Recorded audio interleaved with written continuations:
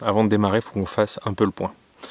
On vient d'arriver au milieu de la réserve de la biosphère de Calakmul, tout au sud du Mexique. On a beaucoup roulé pour arriver ici, mais ça vaut vraiment la peine. On est au milieu d'une jungle hyper dense, on entend des bruits de fou. Il y a tout un tas d'insectes, il y a des moustiques, il y a des guêpes, il y a des fourmis à foison. Mais il n'y a pas que ces petits insectes. Il y a des mammifères, il y a le tapir, il y a un dindon exceptionnel, il y a plein de tout petits mammifères, mais surtout, il y a le jaguar. On va bientôt partir sur ces traces, essayer de poser cette petite caméra et on espère filmer le grand prédateur de la jungle mexicaine.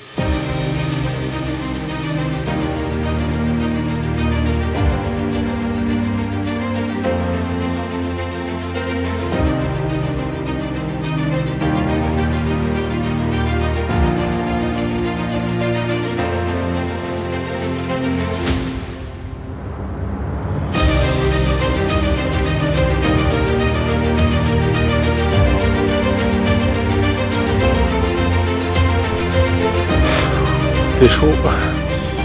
Bon, on est sur un petit chemin là.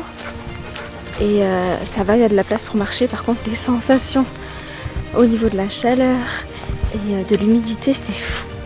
On a habité en Guadeloupe et on ressentait pas ça quand même. Franchement, là, on est vraiment dans une jungle quoi. Bon, ben on vient de démarrer. Il y a déjà deux choses qu'on peut dire.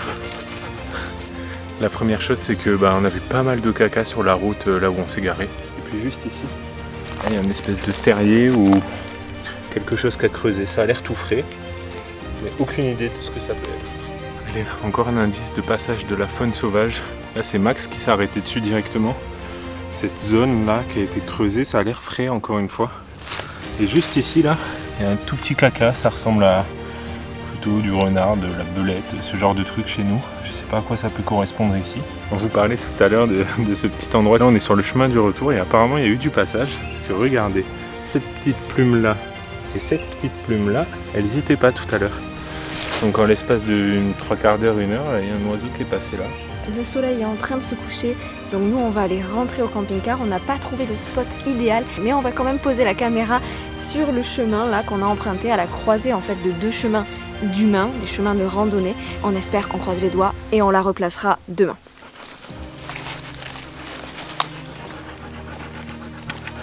Bon voilà, on a récupéré la caméra, mais bon, une nuit, hein, il y a très peu de chances qu'elle ait filmé quoi que ce soit.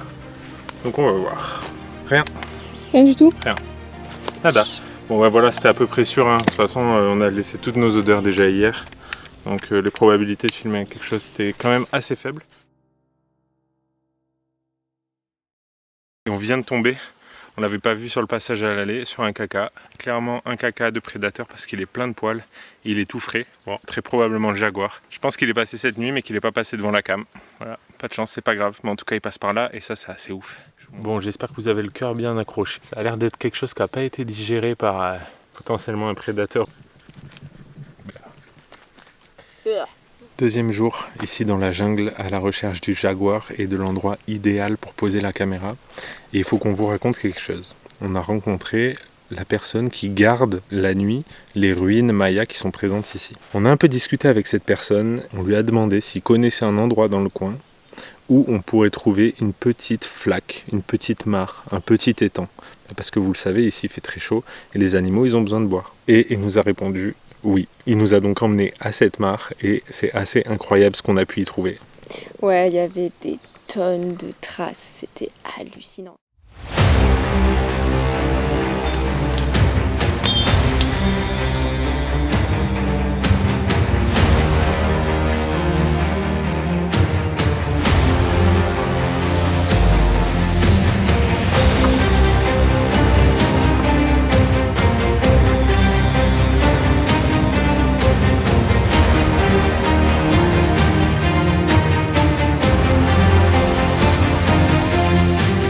Bon, ça y est les gars, j'ai posé la caméra, elle est pile en face de la petite mare. On se retrouve dans un mois pour voir ce qu'on a chopé. On croise les doigts.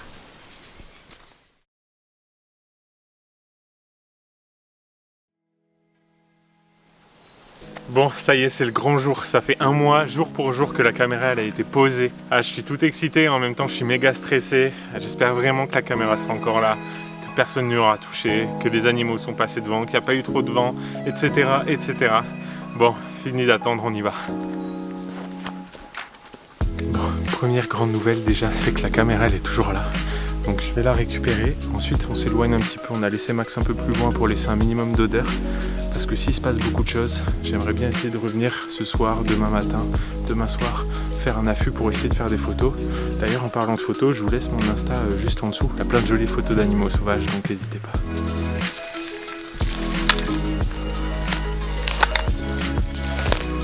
Alors, 37 déclenchements. Je t'avoue que je m'attendais à un peu plus. Il y a quelque chose qui renifle la caméra. On verra ça.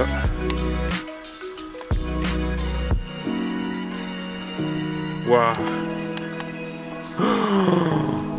Oh putain, c'est bien, on a un peu de tout, je crois. Putain, vas-y, go à l'ordi là. Bravo, attends, hé! Quoi? Yes! On va faire comme d'habitude, on va y aller crescendo de l'animal le moins intéressant, si on peut dire ça, au plus intéressant. Alors attention, c'est pas pour autant que les vidéos sont classées de la moins belle à la plus belle. Elles sont toutes géniales, on est super content des prises qu'on a eues. On y va ? Bon, pour commencer, on espérait ne pas avoir de vidéo de vent et globalement, ça s'est bien passé. Ouais. Puisque sur les 37 déclenchements sur la caméra, on compte 6 déclenchements qui sont uniquement liés au vent. Donc c'était vraiment un moment précis où il y a eu des grosses rafales, mais à part ce moment-là, pas de déclenchement lié au vent, donc ça c'est vraiment cool. Une journée venteuse. Ensuite, comme animal cool qu'on a pu avoir, c'est la chauve-souris. Donc les chauves-souris, dans notre dernière vidéo, on vous a montré des vidéos extraordinaires. Donc on avoue que celle-là, elle paye pas de mine à côté. Mais là, vous pouvez la voir, elle voltige un petit peu partout. C'est elle qui a déclenché de la caméra de nuit, chauve-souris. Au-dessus de la mare, il doit y avoir un certain nombre d'insectes. Ouais. Donc pour elle, ça doit être un festin. Un buffet à volonté. Bon, vous vous en doutez, quand on pose la caméra chez nous en France, l'un des animaux qu'on a le plus fréquemment filmé, c'est évidemment le sanglier. Et bien ici, dans la jungle, c'est à peu près pareil, puisqu'on a, si je compte bien, 8 plans d'un animal qu'on appelle le pécari. Ici, il l'appelle le puerco del monte. Et c'est tout simplement le sanglier local, donc on voit qu'il a les mêmes comportements que le sanglier de chez nous. Le mâle semble être parfois solitaire, et puis ils viennent dans la boue principalement pour boire et puis pour se rouler dans la boue. Comportement vraiment typique du sanglier de chez nous. Ils sont un peu moins gros, j'ai l'impression, que les sangliers de chez nous. Oui, ils ont l'air quand même bien plus petits. Ouais, et ils ont une petite trompe aussi. En fait, à la base, moi je suis fan de tapir et je voulais vraiment qu'on ait un tapir. Bon, spoiler alerte, on n'en a pas eu. Mais c'est pas grave parce qu'on a encore un petit moment là dans la jungle. On va encore passer quelques mois dans la jungle, donc ouais, on va la voir, le tapir. Clairement, là c'est que le début. On est à l'entrée de la jungle. Donc si on n'est pas fini de poser la caméra, ça va être assez dingue. Bon, clairement, je pense que le pécari, ça doit être une des proies favorites du jaguar, du puma et de tous ces gros carnivores ici. Parce que c'est quand même pas si petit que ça. Et je pense qu'en termes d'habileté et d'agilité, c'est quand même moins doué que les félins. Ah oui, c'est sûr. Pour rester sur le thème des pécaris, mais on n'est pas certain, il y a eu des déclenchements qui ont été faits très très proches de la cam, tout simplement parce qu'il y a un animal qui est venu se frotter à plusieurs reprises sur la caméra.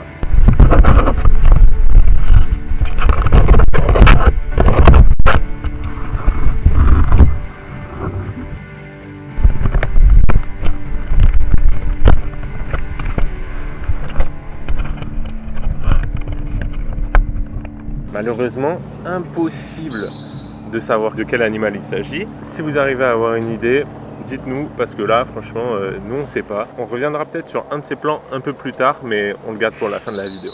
Ensuite, comme dans la partie 1, vous avez vu qu'on a pu observer avec l'appareil photo cette fois-ci un renard gris qui s'appelle un Zorro ici, c'est ça Tom ? Ce renard gris, il vient aussi s'abreuver dans la mare. Nous, effectivement, on ne l'avait pas observé très très loin, donc on a pu le revoir, il est vraiment trop chouchou. J'adore. Ouais, on voit qu'il repère la caméra de très très loin. Ouais. Il a l'air d'être très intrigué par la caméra. Ce renard gris, il a une faculté qui est exceptionnelle parce que ce renard, il grimpe aux arbres.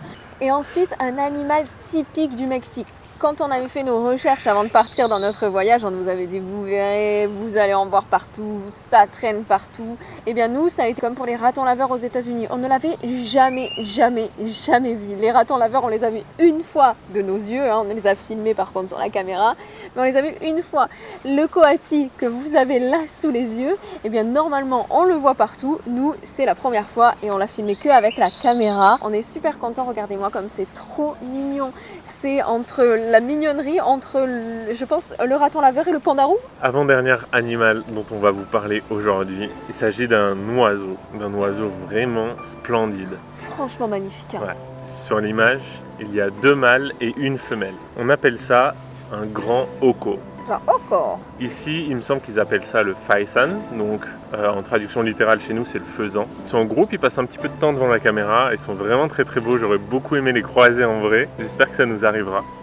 Mais vraiment une belle découverte cet oiseau-là. Ouais, je sais pas ce que t'en penses. Magnifique. Cet animal, il me semble qu'il vit uniquement dans la jungle d'Amérique centrale. Franchement, il est magnifique. Il y a aussi un de ses cousins qui cette fois-ci n'est pas le faisan, c'est pas le faisan, c'est l'autre. Comment il s'appelle? Le dindon. Le dindon, je sais pas comment il s'appelle. Et lui, il est beau aussi. On vous met juste une petite image comme ça qui n'est pas de nous parce qu'on l'a jamais croisé, mais image de Google, Wikipédia. Bon, les choses sérieuses commencent vraiment.